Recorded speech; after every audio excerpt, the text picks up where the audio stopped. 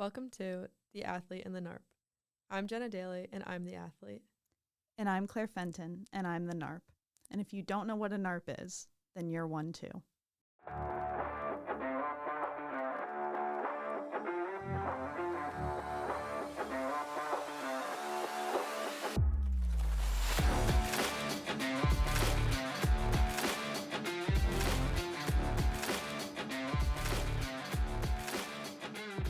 Welcome to the 20th episode of The Athlete and the NARP.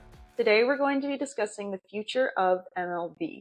Basically taking a look back at some of the most recent decades, how the popularity of the sport has risen, fallen, maybe risen again, how people are interacting with the game today, the recent changes that the league has taken to try to make the game more engaging and more appealing to a wider fan base, and where it's going in the future, both in terms of what the league envisions those changes will look like and our personal opinions on where we think the league should go as longtime baseball watchers, fans, knowers of the game. So just to start off, I think we should each just give just a brief little intro on how we feel about baseball now. Like me, for example, I was really into baseball a lot, probably maybe like 10 or so years ago, whenever the Pirates were really good. I think baseball is really fun to watch when the team is really good. It's like, it can be a very, very electric sport, even though it's a bit slower paced. And so just that, like, baseball was Pittsburgh's sport, I guess, at that time. And so I was super into it. But kind of as the team has really gone downhill, like really just a dumpster fire now, I kind of lost a little bit of touch with it. And when I was in Atlanta, when we were in Atlanta at school, didn't really keep up with the Braves too much, even though they won the World Series while they were there. And I think I've just really maybe watch on TV like 2 or 3 games a year, and I maybe go to one in person. Just is really by far the sport that I engage with the least. I think I have found it kind of boring to watch on TV in particular. It's so funny thinking about which sports out of kind of like the big four that I follow, because my viewing ranking, I think, is the exact opposite of what the mainstream viewer ranking would be, because mine goes like NHL, then MLB, probably, I guess, NBA, and then NFL, which is literally the exact opposite of the average watcher. Yes, yeah. I grew up definitely interested in baseball. I played like Little League when I was a kid, and then played softball up until high school. So and like all my friends played it, so I was around it all the time. And then I was definitely spoiled when I was growing up because I'm a Red Sox fan. So of course, it is very easy. It's very easy to watch and root for your team when they're winning the World Series every few years. Like flex. Not to brag, but not to brag, but I will a little. They earned it. Yeah. So I have always found baseball very interesting. I do agree that I'm not super interested in watching it on the TV. That said, I don't think it's really ever been considered like a super engaging thing to watch on the TV. It's one of those things you throw on in the background, in my opinion, except for like the postseason. And then it is one of the best environments to go to in person. That's always what I've thought of it. And like as I've gotten older, I've gone to more games. I mean, the Red Sox, like, I definitely went to a bunch of games growing up and stuff, but it was a little bit further away. So then when I was in Atlanta for school, they make the tickets so cheap and affordable. It wasn't like the closest to get to, but like I found my way there a lot. I mean, I would get texts from their service, like their listserv, and it'd be like $4 for a ticket. So I ended up going to like 5 games a year for the Braves or something. And then I also covered them for the newspaper and stuff. So I think that like helped me get more, like I went to the World Series parade celebration and all that. So I definitely got more involved with it in college. However, I do hesitate to watch it for sure on the TV. But it is something that I very much look forward to doing in person and going with friends, or I've even gone to a game alone. Like I have no issue with it. I find it very entertaining to just be there and like feel the atmosphere and I guess watch the game. But I'm mostly there for the hot dogs and potentially the beer. Now, baseball is definitely like a very specific vibe. Nothing really beats a summer baseball game. I know, I feel yeah. like you go, like, weather's nice, right? You Yep. get a hot dog, You're you get your wearing a drink, hat. you got your hat, you're just chilling. Yeah, you're there for like a couple hours, 3 hours, and yeah, it's pretty good vibe. Like it is really fun to go in Yeah. person. And I think also baseball takes a big step up. For me, it takes the biggest step up out of the major leagues from regular season to postseason. Like Yes. postseason baseball, even if you're not following the teams at all, I think is like really electric to watch in a way that I think, not that playoff hockey, basketball, football isn't electric, but I think there's just something different about Yeah, it's very interesting October because for baseball. yeah, it's not. I don't think that's a minority opinion either. Like No. so many people I know like are casual or not really baseball fans, and then all of a sudden they're so locked in Right. when October comes around. I'm Yeah. like, where did you come from? And this is actually an area to kind of maybe start working in some of the extensive research we've done on So give me the where stats. the MLB can grow. The MLB for this year, these playoffs are the most watched playoffs that we've seen since 2017, which is actually like pretty cool, pretty impressive, especially considering one of the teams is, or maybe that's why one of the teams in the World Series, the Toronto Blue Jays, is not even an American team, it's in Canada. So maybe that's bringing in some extra viewership that wouldn't have been there originally, but still kind of cool to see. I also think that last year was like one of the best championship face-offs that they could have had. Like they had LA versus New York. Yeah, so you that's have like massive market teams, and then now you have LA in it again. So I think there's like rollover effect from last year. That's definitely fair. And of course, you have the best player in the world, Shohei Ohtani, playing and absolutely crushing it. So everybody wants to watch him, but it's actually incredible. I know this is not not to be on a tangent, but it must be said. Yeah, I mean, we said it in our Top Story Tuesday, but he's recently, unbelievable. But he's a monster. Like, how can someone do that? It's unfair, honestly. It is unfair. But the viewership has been at around 4.48 million, which is up 13% since last year. The Blue Jays, whenever they beat the Mariners in Game 7 of the ALCS, that game averaged just over 9 million, with peak viewership at 12.35 million in the ninth inning, which is kind of crazy. That made it the most watched ALCS game in 8 years, which again, these peak viewership overall in the playoffs, but then also in the ALCS. And then to move it to the other sides of the NLCS, where we have Shohei Ohtani, of course, bringing in big numbers. That Game 4 performance he had that we talked about in our Top Story Tuesday, where he hit the 3 home runs and pitched shutout 6 innings of baseball, 10.26 million viewers in Japan, which is kind of crazy. And then Toronto, and to keep it international, Game 7 averaged 6 million viewers in Canada for Toronto. The ALCS. So those two international markets, the Toronto for the ALCS and then Japan for Ohtani, essentially, brought in like quite a big number of viewers, which is really, really cool. I feel like there's been all this, I don't know if whining is the right word, but all these complaints and whining in recent years about how baseball is too slow, baseball is boring, baseball's no fun, but we are seeing like peak viewership. So like the numbers are there, people are watching, and it is growing, at least in this measure of playoffs in particular. Like people do want to watch it, and obviously we're having like a once in a lifetime talent of Ohtani being here, and maybe some interest that wouldn't be there from the international side because of him and from Toronto, but the growth is there, and at the end of the day, maybe that's all that matters. The MLB did a very good job predicting this decline and being pretty proactive with it, because I feel like the last 5, maybe even 10 years, everyone was like, oh, baseball like is declining, oh, it sucks, whatever, it's boring. And then since really the pandemic, we actually are seeing baseball just stat wise, just it's increasing. And so it doesn't really align with like all these complaints that people are saying. And I was trying to figure out like what did they actually do to figure this out?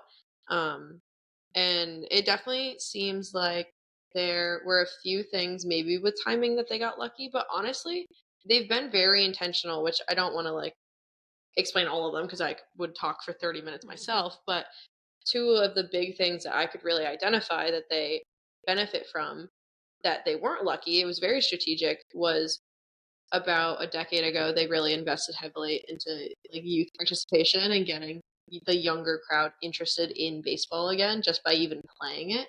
And I can go into that in a little bit. But then the other one was very much the rise of digital engagement and social media. And like, I know that everything's about social media now and everything's online, but like the MLB specifically has really put in time and effort to make sure that their digital footprint is very powerful.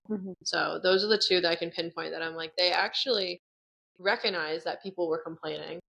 And I would say maybe a third would also be all the rule changes. That one I think is much more obvious compared to the other two. But yeah, those are probably the top three. So the MLB is very responsive to these things. So I have to say I commend them for really looking at those things and trying to move with the times as much as they can, even though it is like a very historic sport. For sure. Well, let's get into some of the rule changes. Just really quickly run through them, just because I feel like you said, these are the most obvious ones, most talked about. These are the things people are most outspoken about. Right. So exactly. Yeah. And you said baseball is a very historic sport. There were not a lot of rule changes for a very long time in baseball. Typically, that was not something that would happen, but within the past couple of decades or so, we've seen pretty much at least one rule change every year almost. They've been constantly changing small things for the most part, but they've been changing things every year. Which kind of just looking at your list, that really starts around 2014, 2015, which is right around the same time that they really invested in the youth sports too, as you'll see. And so it really seems like that 2015 mark is where they really recognized the problem and enacted a lot of things to be proactive about it. And some of these rule changes are for safety, but some of them are specifically to speed up the game or increase engagement, increase the scoring. So it's kind of a two-sided thing. But for example, let's just start with 2014, the Buster Posey rule to avoid home plate collisions. In 2016, you need to have a legitimate slide whenever you're trying to break up a double play going into one of the bases. So those are more of safety things. We're trying to avoid people getting hurt or intentionally trying to take out players from the other team. And those are more practical things. But then we have, moving on, a no pitch intentional walk. So that's something that would be speeding up the game. There were 3 different changes in 2018, 2019, and then 2024, limiting the number of non-pitching change mound visits. So the manager walking up to talk to the pitcher and discuss strategy, and the players kind of converging on the mound there. Which I think that would make sense because you could really use those. Yeah. I guess strategically to really interrupt the other team's flow and whatever, and okay, maybe that's part of the strategy of winning a game, but I don't think it's necessarily as important as when you have timeouts in the NBA or the NFL. Exactly. Those just take up time. And it used to be 6 in 2018. They limited the next year. They limited it to 5. So apparently it didn't work well enough, right? And then in 2024, they took it down to 4. Okay. In 2020, they introduced the rule that pitchers must face at least 3 hitters. So probably that as well too. It takes a while to have a pitching change because they're given kind of a warm up period and all of that. Yes. So trying to encourage that you're not just switching people out for no reason. In 2022, another big one, the National League added a designated hitter, which previously to that, only the AL had designated hitters. Which I'm very surprised by that. That only the AL had it? Just for it to be 3 years ago, I guess I grew up pretty much with the AL, so... And I grew up with the NL. I always just assumed designated hitters were a thing everywhere. Right. I don't know. I didn't think that the leagues would be... To me, that's a very big difference. Well, and it definitely makes sense because it was one of those things where when you would play the AL team, then you would suddenly use that rule. Yeah, so how is that really? Right, it's so bizarre. At some point, all teams would use it at some point. Yeah. So it was why don't we just all do it? Yeah, it seems. Pitchers pitch, hitters hit. We just keep them separate. And then also that year they increased the size of the bases. I'm not sure exactly by how much, but apparently that was something they felt they needed. I do remember actually seeing that. In 2023, extra inning ghost runner. Basically, what it means is that when a game is going into extra innings, they automatically start with a guy on second and 1 out. So just another way to speed up the game, really. And it makes it a little bit more exciting. I don't really know how I feel about that one, just because I don't know. I feel like that's a very big change, and to put someone on second base in scoring position, I don't necessarily love it, but if it speeds up the game, it makes it interesting, then I guess I'm not against it. But I think one of baseball's I mean, it's obviously a peculiarity of it, but I think it can be a detriment is like it just doesn't have a clock. Yeah. And that can really be a drag. Like when you see something going It in is, extra innings and yeah. there's no time limit on this could take one more inning, this could take 7 more innings. Right, you could be there until 2 a.m. Right, exactly. It just But yeah, I do understand it because you could have a team that has like all the momentum in the world, but then hit like 3 pop flies and just right to center field or something. So I do understand it and the necessity of it. I wish there was a different way to move along extra innings, but it's fine. They also added pitch clocks, which was another big one. Definitely speeds up the game for sure. Yeah. And then they banned the shift, which I've always thought was an interesting rule. I think maybe banning it, you mean? Banning it. I always felt that's interesting because it is for I guess people who maybe don't know what the shift is. It's just a way of playing defense in baseball, where if a player is known to basically only hit to one side of the field, the players will shift themselves over to cover that whole side of the field. So if they basically know the batter is going to be hitting it left, they won't have anybody on the right side of the field like normal. I wish I could. And that's been banned. Who it was, but there was someone on the Red Sox. It was a very good hitter. Always hit like to right field. So the shift was so funny because you literally wouldn't have someone on half of the outfield. Like nobody would be to the left of second base. Like no one. Even like the shortstop would be behind second base. Yeah. It was so funny to see. I understand the point of they're trying to speed up the game or make it more interesting by not allowing people to do that. But at the same time, I'm like, well, if the guy can only hit there, like, of course you would do that. You know what I mean? I think that one is more trying to give people opportunities to score more or like get on base more. And I guess cool, but I'm like, no, I don't know. It's a little silly. Like that's a defensive strategy. Exactly. I don't mind that being part of the game. Right. It's kind of the point. I am a fan of the pitch clock, though, I will say. Agreed. It is definitely noticeable especially when I'm watching on the TV. I very much notice it because I'll be kind of like putzing around doing whatever, and then I'm like, oh, they already have 2 outs. Like, it moves it very quick, which is nice. It is strange in person because it moves so quick, and the first few times I went to a game with it, I wasn't expecting it.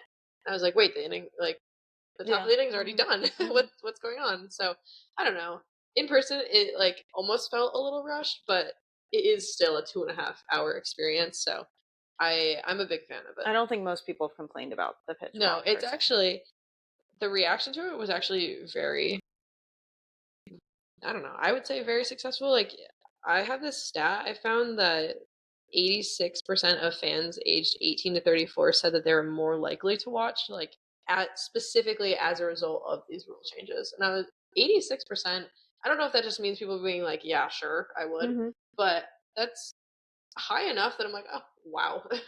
That's a lot. I mean, for people aged 18 to 34, like, that's a really important demographic for them right now. So if people are really responsive to these, then that's great. People were kind of wondering if the quicker game would be kind of like less action, and that's actually not the case. They found that runs per game increased from, I think, 2022 to 2023. They increased from 8.6 to 9.2. So slight jump, but a jump. I mean, yeah, nonetheless, half a run, so per game. I feel like that's pretty good. And there was a few other stats too, but I felt like that one's kind of what people actually care about because that's what you notice. No, definitely. And then also, I don't know if this is entirely because of the new rules, but I'm sure they play a part. In-person attendance hit 70 million overall for the first time since 2017, and this was in 2023 with the new rules. So it was just kind of, I think it was around like 71.5 million. It was a pretty big jump. So this seemed to be pretty significant too.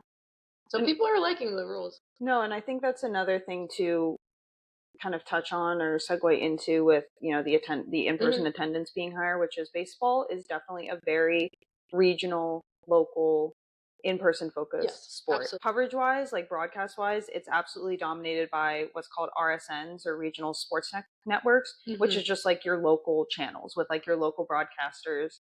Games aren't very frequently broadcast on like ESPN, Fox, whatever. Like, for example, 82% of games in the league are watched via RSNs. There's 6% on MLB Network, 5% on ESPN and Fox each, and 1% on FS1 and TBS each. But for the vast majority, if you're watching these baseball games, you're watching it on your local networks, which is, I think, creates, when you're growing up, like we did watching like the Red Sox and the Pirates, like it creates a real sense of community and like strong ties to these teams because it all is all very local, in particular to you. And so you get to know the teams and the broadcasters and all of that very, very well. But at the same time, then when you transition to a new city like we have, as transplants, both in Atlanta and in Chicago, it is tougher to really get engaged in baseball culture because for your team, for your homegrown team, it's way less accessible. Like there's really no way. But then also for the new team, I feel like as poor post-grads that we are, we don't have access to the local. I would like to put in a personal complaint to Nesson. Do it.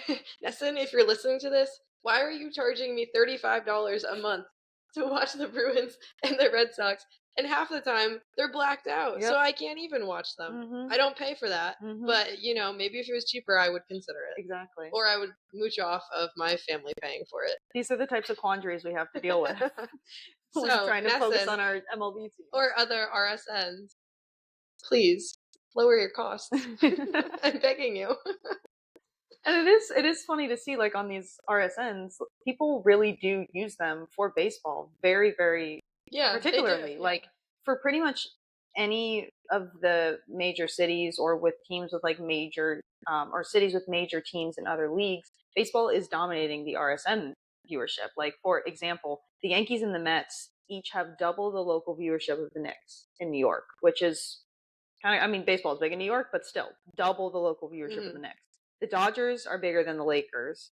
The Braves take up 80% of Atlanta's local market that they share with the Hawks. In Chicago, the Cubs and the White Sox, Cubs are about exactly half of the local market, White Sox about a quarter, and then the Bulls and the Blackhawks kind of have that remaining share. But again, baseball's like dominating like 75% of that. The Red Sox take a little over a quarter. Celtics are about half of that. In Pittsburgh, it's a little over half, share with the Penguins. So, but again, baseball's like in these local markets, really, really important. And I think another advantage that MLB has is that in the summer, which is like traditionally the absolute dead time of sports, where there's no NBA, no NFL, no NHL really, unless there's the Olympics or some once every few years event going on. Like pretty much most of their seasons have their off season in the summer, except for baseball. So they have like prime time there for these viewership markets. They're the only thing that's going on. Good for advertisers, good for broadcasters to come in and be like that prime time viewership of anybody that wants to watch sports. Hopefully they're tuning into baseball and they're getting eyes on those ads. So I'm curious to see how the viewership with RSNs and like national or streaming media changes, because I do know in the last few years and things, there were a lot of, I think, local network contracts expiring. We talked about this a little while ago about kind of the rise of like the streaming and what that was going to mean. And I do remember kind of researching for this, but also the other podcasts, there were some local media rights that were bought out by larger companies. And I don't remember if ESPN was the one specifically buying them. Like I know that they have a deal with the MLB, which I don't know if you saw this. They're actually like opting out of the second half of that pretty much. No, I didn't see that. Yeah, so they have, I believe it's a 7-year deal, $550 million for those 7 years.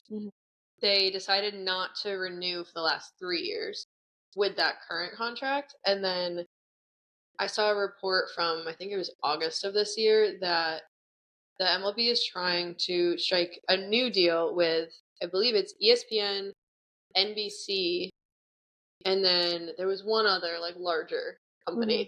And there was something in that contract that said that, I think it was NBC was like acquiring the rights to like a few of those local networks. So I'm curious to see in maybe say the next 10 years where how that'll change. Yeah, how it'll change. Because I still think that the MLB really benefits from having those local networks when, like we're talking about, it's a very like in-person game. It's very community focused. You see that with a lot of the events that they host, and just the way that they advertise their teams, like it's very much a local, like homegrown atmosphere. So I do think that they should really be holding on to those local networks, but we'll see if all of a sudden that doesn't end up being profitable for them. Baseball is also kind of unique in the sense of how many games that they play and how like how saturated it is as well, kind of at the local level, I suppose. So they have 162 games a year, which is so insane considering like NBA, NHL both have around like 80, I think. So And they're even playing, that feels like a lot. even that's a lot. Yeah. So they're playing literally double that over a 6-month span. Like it is a lot of stuff that a lot of games that they're putting into. I mean, it's almost a game every day. Pretty much. Yeah, plenty of opportunities for people to go in person. And I was actually talking with my brother about this like quite a while ago, but basically the idea that there's so many games that MLB teams are pretty much always profitable because there's just so many games, there's so many opportunities to sell things and for tickets to be bought and things like that. Even if the team is bad or whatever, like you're bringing in money no matter what, pretty much, unless literally nobody goes to the games, which is never the case. So it's just the amount of games is like good security, I suppose, for like owners, because as opposed to like an NFL or whatever, where like where there are much fewer games, right? And home games, you only have like 8, I guess. You only have half of those being home games. But and with MLB, you have so many opportunities for that. But there's like a little bit more security with the owners and things, which maybe this is also why people are more open to making these types of changes and growing the league and trying new things, because it's less maybe volatile than some of the other stuff. Like if you try something, you're not really sure how it's going to work, but maybe they feel like there's a little bit more security with. They also, the reason I think why that could be true, but there is also the fact that all of the rules that they implement in the MLB, they test out in minor leagues. And there's one other league that they have, like the Atlantic League or something. They have an official partnership with a lower level league to actually test out all of those rules. And that started, I think about a decade ago. I think unofficially their partnership per se started a decade ago, and then more recently they actually have like an official contract or whatever. So they're not just going into this and being like, all right, let's see spin the wheel, see what happens. Like, okay, pitch clock this time. So they actually, they have those things in the work for a few years or seasons to see if they work and kind of figure out the kinks before they put them on the national stage. So, which I think is very clever on it. Like it's very well thought out, and they're being very intentional with the way that they're changing things. Speaking of, there could be a very big change coming to the league in 2026 that is actually quite interesting to think about and very pertinent in dealing with the balls and strike system that we currently have, because that's definitely if you have ever watched baseball, it's a very contentious part of the game. It's like, was something a ball or a strike? Like really can swing the momentum of an at bat, of a game, of an inning. Like, and it's not objective. I mean, there are rules about what the strike zone is supposed to be, but it's at the umpire's discretion. Balls and strikes are something that right now can't be challenged or debated. Like it's ball and a strike, the umpire's decision. That's kind of the end of it. Yeah. Well, if they were challenged, we'd be there for 6 hours. So literally. Well, in 2026, there may be a ball strike video challenge being implemented. It better only be one. It better be one per game. And the reason this is such a big deal is because there was a bit of a study done, I guess, or a little bit of analysis of how the difference between a ball and a strike can impact the game. So, for example, if a batter has a 2-1 count and they don't swing at a pitch that is like borderline, if the umpire calls a ball, that batter ends up having like a 249 batting average, 580 on base percentage, a 433 slugging percentage, which is basically a way to measure how many bases they get through and the number of at-bats they have. So the higher the better, essentially. And a 1.013 on base plus slugging. So basically just taking that 580 plus that 433, adding them together. So again, the higher the better. And just to kind of put that in perspective, that OPS, that on base plus slugging, that's basically what Shohei Ohtani does. Yeah. So when there's a 2-1 count and a ball is called after the the batter doesn't swing at that pitch, they're basically acting like Ohtani. Moving forward, that's what we take away. On the other hand, all you need to know. If it's Ohtani scale. the Ohtani scale, if it's a 2-1 count, the batter doesn't swing, and a strike is called, the batting average drops to 177, 287 on base percentage, and a 291 slugging percentage, which is equivalent to a 578 OPS. To put that in perspective, at the time this analysis was done, there was only one batter in the whole league who had an OPS that was that low, and he was dropped by the dropped by the Blue Jays that year, now coaches the Pirates. Oh. So, yeah.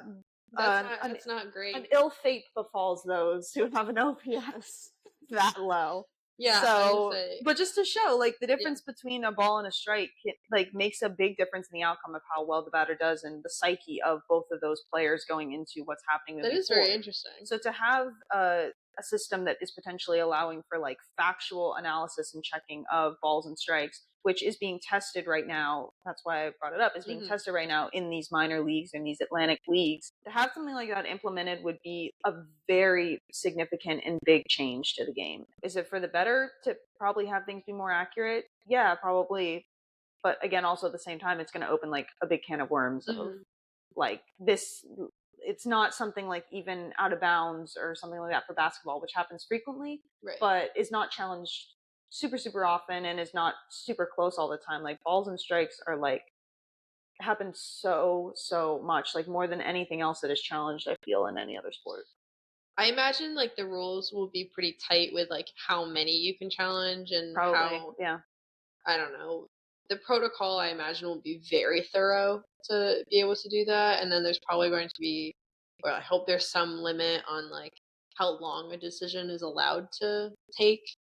But because the whole point of the most previous rules is to speed up the game. Whereas this, I understand the accuracy part of it, but this is just completely going backwards. No, we go backwards. It's totally slowing it down.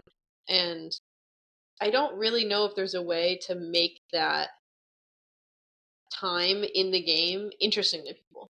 Like if I was in a stadium and they were challenging it, I'm like, okay, now I just sit here and wait. I don't know. I even would be kind of annoyed with basketball games where I'm like waiting for them to challenge stuff. So I'm like, in baseball, really? Yeah. Like I'm not loving it. Right. Initially, but who knows? Maybe it will be for the best. Because I mean, that's how in soccer, like VAR, people.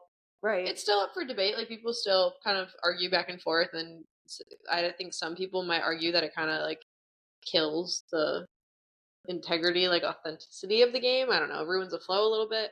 But ultimately, like when you're talking about an offside that leads to a goal or something, then yeah, that's pretty important. That does change especially in soccer. Yeah, when you're only getting a few goals a game. So, I mean, in baseball, sometimes you only are getting a couple runs. So it could be a very good thing. Definitely, yeah. I'm like rationalizing with myself. I'm debating with myself right now. No, it would definitely need to be, they would definitely need to have a strong plan in place for how they would implement this and what the parameters around how it would be used would be.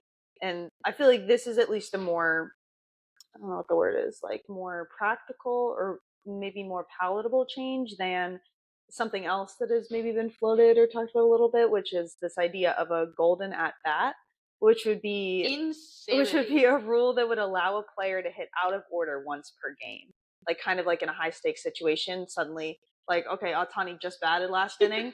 Guess what? He's back up again. Yeah, I'm like, imagine you're the closer and it's like a 1-run game, and you're like, okay, I just have to strike out like batter number 8. You just have to get 7, 8, 9. Shohei walks up. You're like, are you kidding me? Yeah, I'd literally, end it right there. Like, can I sub out? I'm actually tapping out. Face my 3 batters. I'm done. But that would be like that's just a murmuring. That's not really anything that's I don't think that will. That would be a very drastic. That is a Savannah Bananas that is a banana ball rule right there. That one I think would be harder for people to accept. I feel like that would be taking away from the integrity of the game. While the ball strikes thing is really just trying to achieve more accuracy. And kind of I can understand the rationale of that one. Right. The golden bat one. You're losing me. You're losing me, and it seems a little desperate for attention. Right. So let's not be. And they don't need that at the moment. Let's not be pick-me's here. Let's have confidence in ourselves. Have faith in the changes that you have made. Exactly. Which I also saw a really interesting comparison. Someone wrote an article comparing like MLB's NFL, which like people consider NFL. I mean, that's like America's sport. Like baseball's America's pastime, but the NFL is America's sport. It's the time, always, forever and ever. People love NFL. It's like our flashiest sport, our most high produced sport, like packing stadiums. Sundays are dedicated to it. But people don't view it in the same way as baseball in the terms of like there's really not a lot of action, like actual action happening in an NFL game. And the analysis that this person did in particular saw that the football games are actually getting longer as time has gone on. And baseball is doing its best it can to make the game shorter, but NFL is actually like increasing. So like for example, the average length of an NFL game in 2020 was 3 hours and 12 minutes. For MLB, it was 3 hours and 5 minutes, which is not a major difference. So they're about the same, but baseball games are usually shorter than NFL games, but people do not ever complain about NFL games being too long or NFL games being too boring or there being too much downtime in between downs of an NFL game. Like that's something nobody ever complains about. I complain about that all the time. That is why I don't really like watching it. I don't mean to erase your POV and perspective and opinions on the Thank NFL. Thank you for validating but me right now. The vast majority of the NFL fan base does not complain. I'm not exactly the NFL fan base, so right, exactly. I don't speak for everyone. So, but you would be correct kind of in your view because the NFL has 11 minutes of gameplay across that 3 hours and 12 minutes, while MLB not much better, but has around 18 to 20. But that is, if you take it at the high end, 20 versus 11, that's almost double the amount of gameplay. That's true. In about the same amount of time. Neither of those are great. But... No, it's really bad. And the NFL, you're averaging around 4 seconds per play. I think the 162 games in MLB season, like, is sometimes a help for it in terms of, like I said, this local attendance and getting people involved, but it can also be a detriment, whereas people don't want to sit. There's only 1 3-hour NFL game per Sunday. Right. So it's more of a show, it's more of a spectacle, it's this build up for something that's this long event. Whereas baseball, you're tuning in every day to something that's this long event. It can be a bit of a slog. And there are like not only Sunday, but there are other set days where it's football, and you have red zone that makes it really easy that if you can watch only your team, or you can watch all of them and kind of like figure that out. And you don't have that with baseball because they're playing 6 out of the 7 days a week. Yeah, you're not. You just couldn't keep track of that. Right, it's higher schedule with everybody. Exactly. I feel like the problem of the game being boring or those complaints is not necessarily a function of the product or the game itself, but probably just more a function of how the season is structured and the way that baseball works, as opposed to the way NFL works. It allows you to be more excited about the NFL versus MLB, which is not necessarily, I don't think that's anything MLB will be looking into changing or shortening the season or anything like that soon.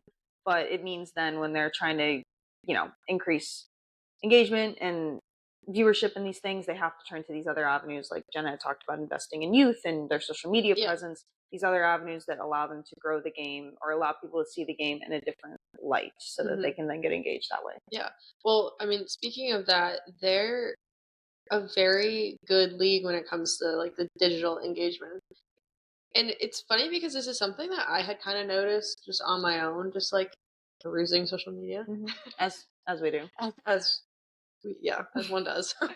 As we definitely do. I have noticed that the MLB, regardless of the team, they, like the Yankees, I would say, maybe have more of like a professional look, whereas you have certain teams, the Braves, honestly, have more of like a whimsical kind of vibe to them. Like they'll post whatever. But I see across the board, MLB teams are a lot more likely to be on trends and be posting things, and they really lean into the question of the day videos. Honestly, I mean, all teams do it now, but I think I saw MLB ones far earlier than like all the others. I felt like most of those teams and even the league itself posting was very on top of stuff really early on. And then come to find out when I was researching that in 2021, the MLB as a league appointed a staff member to be at every ballpark, like all 30, to kind of capture just social content, like things that you just aren't going to see when you're watching the game, whether in person or at home. So that was really cool. Like they're getting game time content, yes, but you're also getting things in the dugout or like after the game or just fan interactions. You're getting everything, maybe fun mascot things. So I thought that was really cool that the league itself was, and it wasn't just like the teams deciding to do it. It was like the league recognizing like, hey, we have this really awesome opportunity to engage with our fans. Once again, I think they're a great league when it comes to engaging with fans. So I just thought that was very cool. I also saw that the teams themselves and the league have made it a lot easier and accessible for players to like post highlights or kind of like game day dumps afterwards and stuff, which I think, again, you're seeing that with a lot more leagues too, but they were like the first ones to really be doing that.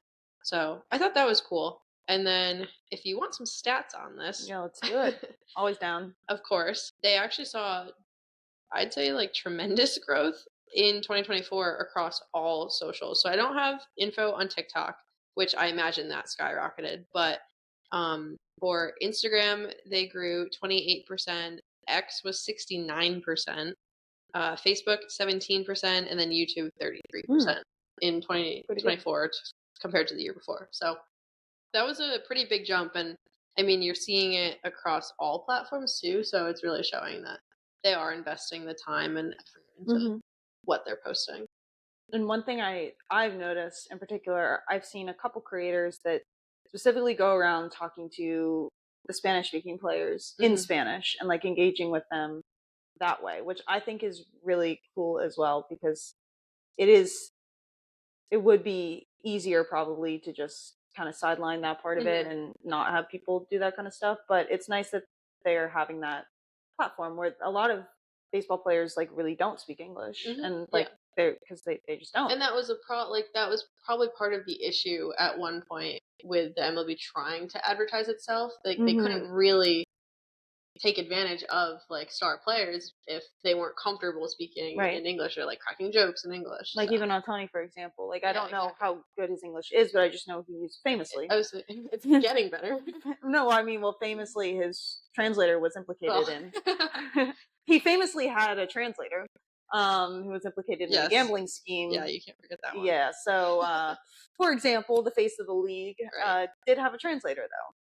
Yes. And I know a lot of other players do just have like translators follow them around with the team and the dugouts, like whatever, to do that work for them. And so long story short, I think it's cool to see, even though I don't speak Spanish, like I think it's cool to see these players being interviewed in Spanish and to be asked questions about like, what's your favorite like Latino artist, or like those types of questions that you get a sense of that culture too, because it is a big part of like a large portion of MLB players are, you know, Dominican, Puerto Rican, Hispanic, Latino, Hispanic, wherever. Exactly. And so it like that's something that should be like highlighted and uplifted and woven in as a part of MLB promotion, as opposed to something they have to work around. Which I'm not saying that's what they ever tried to do that, or they're trying to do that. I'm just saying like that is something that's unique to the league that they should also hopefully look to kind of grow that part of it as well. It's very cool that they are able to lean into that and have that impact it. I was reading an article, this is like slightly off topic, but it was talking about kind of the impact of music on the MLB, and it was saying that, I don't remember if it was one song or like an album of Bad Bunny, he mentioned like 7 different MLB players. So it was kind of cool, like this global artist is also bringing attention to these players. Yeah. And there was like a few other examples, but I was like, oh, I didn't consider that. But I also think that teams are doing, I think they always have kind of done this, but recently they are really leaning into having those like heritage nights on different teams, and that highlight, they either, I guess it could be both, but they highlight like their players' heritage, but then also really like they look at where their fan base is from and they really highlight that too. So I think teams are doing a very good job of kind of figuring out that cultural relevancy and how important it is to bringing people in and keeping them there as fans. The only other thing that we've kind of talked about but haven't really gone in depth with is the like investment into youth participation and excitement when it comes to baseball. And I just want to talk about that really quick because I do think it is really important to them driving kind of like Gen Z engagement at the moment. Supposedly they did this study, and if you played baseball growing up, you're likely to go to 4 times more games a year than if you didn't play, which is Makes sense. significant. So when you're looking at most of their revenue is driven through ticket sales, then yeah, Right. makes a Easy connection. yeah, makes a very big difference. In 2015, the MLB specifically launched this organization called Play Ball, and it was very much just to get kids out there playing baseball. And like boys and girls, like everybody, they just wanted anyone to just like have a bat in their hand and like have fun with it. Whether it was actually serious on teams or just like at school, they just wanted people playing baseball. And because of that, you actually see a massive increase in youth participation. So from 2014, the year before they started this, to 2023, which is when this study was, there was a 108% increase in youth participation. Mm-hmm. So pretty significant. Mhm. I'd say I think the number was about just under 9 million kids in 2023 were playing baseball. It's a pretty big number, I would say. For sure. I don't know how that compares to other sports, but I think that's solid. And then there was also, I just want to mention, there was also a 6% increase in softball participation, and they had the stat from 2022 to 2023. So even that is also growing, which I think is important because you don't really have a lot of opportunities for women to play baseball, which is changing excitedly. Something that was really important about this play ball organization is that after the pandemic, like all the kids who were kind of grown into the age where they could be doing team sports and everything, like there was this massive boom of like parents wanting their kids to just go play, and like obviously kids wanted to be outside and you wanted to be with people again. So you had a massive sports boom overall, but especially youth participation. And this organization, being a little under a decade old, like was very well positioned to allow kids to join baseball. Mhm. And now you have like a very big cluster of kids now playing baseball. So I think that's very exciting, and that's that's a phenomenal way, in my opinion, for the MLB to get sustainable, like long-term fans. For me, baseball, like aside from growing the game, I think for me, baseball is like the ultimate hand-eye coordination sport. Yeah. Like, I think it is also Yeah. really good that kids, it's like throw, catch, make contact with something with the bat. Mhm. Like, I feel like that's also just a really good sport for kids to be like learning how to play. Yeah, 'Cause that it just and also, teaches you like, those basics of yeah. how to like Those kind of have those basics, coordinations. like the teamwork, Yes. also Mhm. like the frustrations with striking out and Yes. things. Like it's definitely important. Teaches you if you like running or not. So, and if you don't, then you stick with baseball. Then you stick with baseball. If not, you transition to bigger, better things. Yeah, exactly. Not a hater on baseball, just critical on the lack of conditioning required.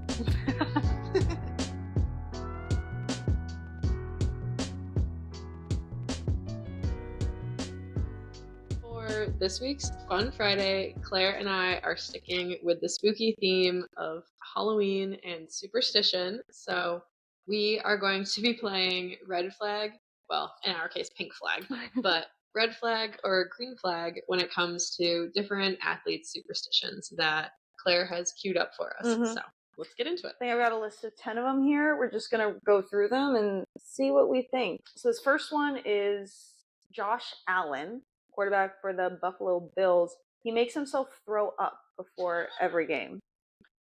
I don't understand this. This is a major red flag for me. I don't understand how that's comfortable. I agreed. And like, Also, like, as someone don't who's you- a fear of throwing up, like, no.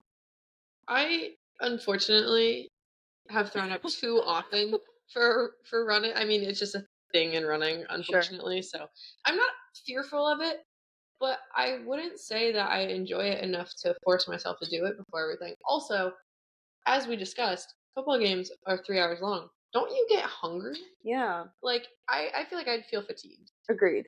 I mean, it's working well for him. I mean, not well enough. Maybe if he wasn't throwing up, he'd have won the last Super Bowl. Maybe. But hopefully win for him in the future. Rooting for him this year for sure. Okay, next up, this guy named Larry Walker. Apparently he's a Hall of Fame MLB player. I don't know him in particular, but he loved the number 33. I'm sure this is like a common thing for athletes where they get really attached to a number. But so he wore number 33. Whenever he would get a phone number, he would request a phone number with as many threes as possible. He spent most of his career in Denver. I don't know if it was because it was the 303 area code, but maybe not a far stretch. He always sets his alarms at 33 past the hour, and then his wedding ceremony was at 3:33 p.m. on November 3rd.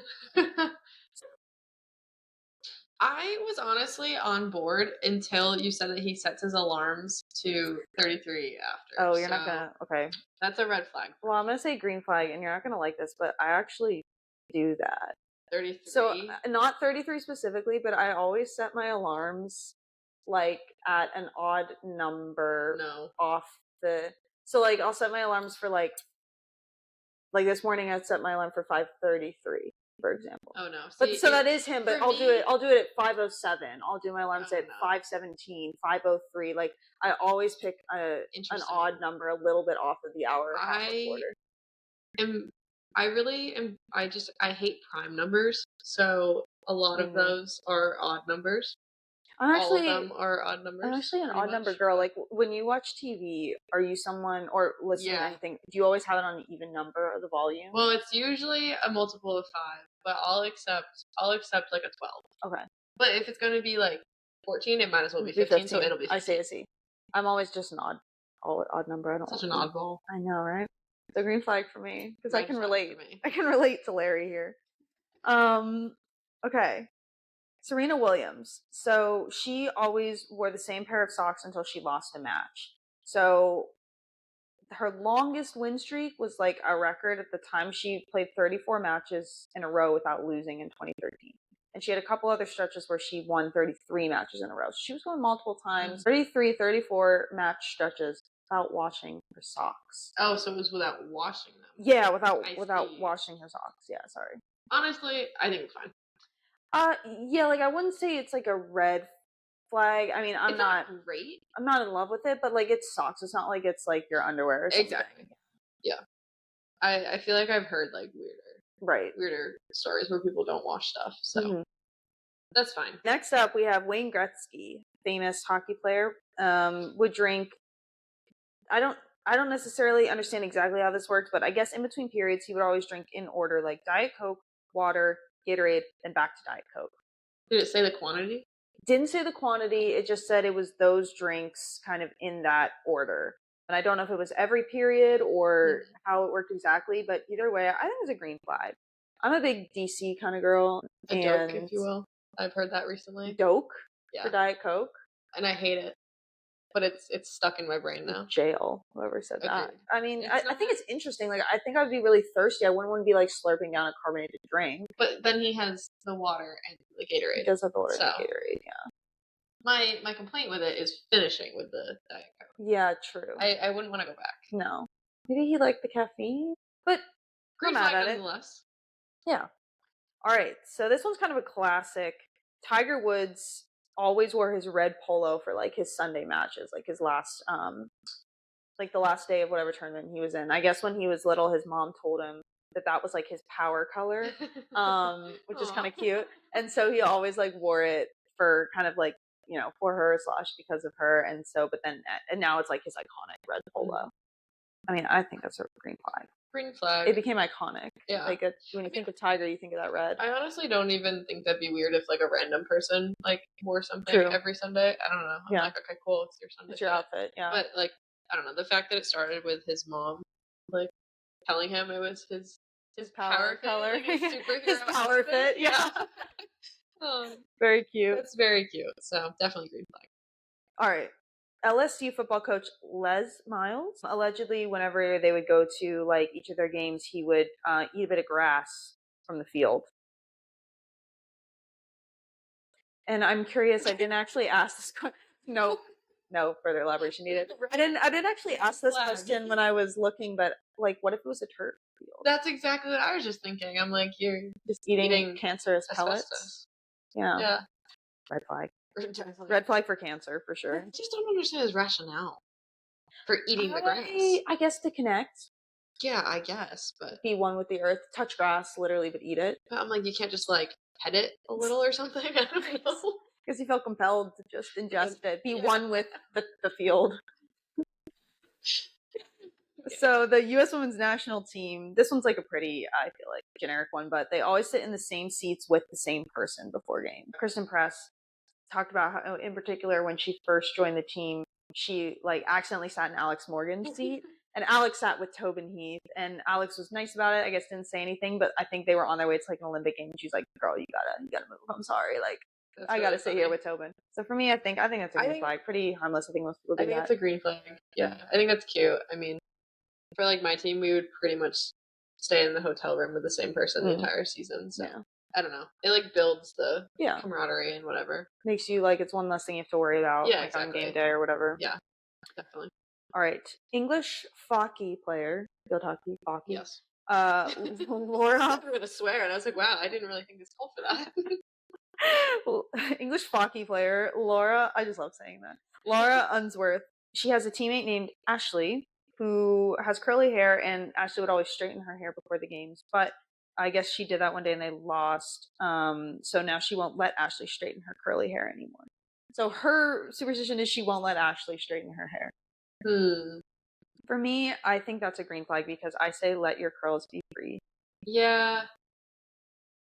Don't love it. But... As two curly hair girls. Yeah. we might have opinions on this. So. Yeah. I'm like, I don't really ever want someone to tell me what to do with my hair, so that's why I'm fair. like, ooh. Autonomy over somebody else. Don't love that. But I am a big fan of letting the curls fly. Actually, you can switch to that if I you retract because my whole thing when I was running was like look good, feel good, perform even better. That was always my thing. So if that meant I did my makeup and I straightened my hair, then that's what it was. If it was I had Liesl braid my hair, then that's what it was. So I'm gonna say red flag because I feel like yes, your superstition should not be based on someone else's appearance, and that could also throw off your teammate too. True. So collateral damage. Bad teammate. Red flag. Bad. Daniel Medvedev, tennis player.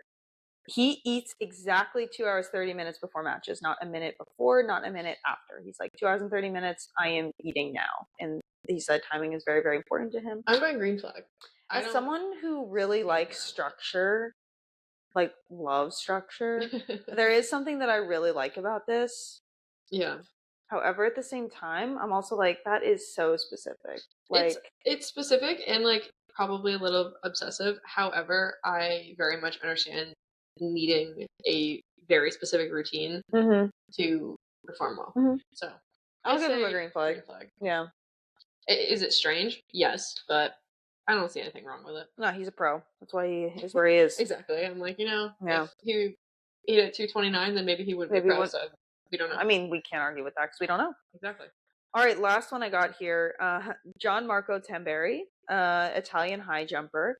He always has a beard for his quali part of the high jumping, and then he shaves half of it for the final. You might be wondering, half? What does that look like? It literally looks like, imagine somebody with a beard, divide your face in half vertically, half of that beard is gone. Like Two-Face. And I saw a picture of said half beard. Was an interesting look for sure. It was very much a half beard. But that's what he does. And I don't know how I feel about it. It's definitely funny. Honestly, yes. My question is like, does he then shave that other half after the competition and let all of it like regrow? Like I'm like, then he'd be very uneven. Yes, so I don't know. I have questions. And then at that point, it's like, why not just shave all of it? Right. I mean, it's definitely strange, but it's harmless, so I'll go green flag. It's definitely harmless. I'm like, I would have to know a little bit about the regrow process. If the regrow process was what you just said, which is I'm just gonna let this other half grow in, red flag. Yes. If it's I shave immediately after and I'm nice and clean shaven. Yeah, I'm going green. It brings me joy. Fair enough. So those were our superstitions. I think we gave green flag to most of those, actually. Yeah, they actually weren't like as insane as I was expecting. A lot of people's, I try to pick ones that were more interesting. Like a lot of people's were just kind of boring. Of like, I line my water bottles up, or I always like hop on my foot, like do my little warm up. Yeah, I'm like, okay, that's cool, but not super exciting. So I try to pick ones that were a little bit more unique. But yeah, those are creative ones. I will never accept Josh Allen throwing up. As much as we love him, that's his one character flaw. Thank you for listening to the 20th episode of The Athlete and the NARP. We hope you enjoyed our discussion on the future of the MLB, as well as our Fun Friday, where Claire and I played red flag and green flag with different athlete superstitions. Make sure to follow us on Instagram and TikTok at The Athlete and the NARP. You can email us at theathleteandthenarp@gmail.com with content suggestions, clarifications, or questions. Until next time, I'm Claire Fenton. And I'm Jenna Daly. And this has been The Athlete and the NARP.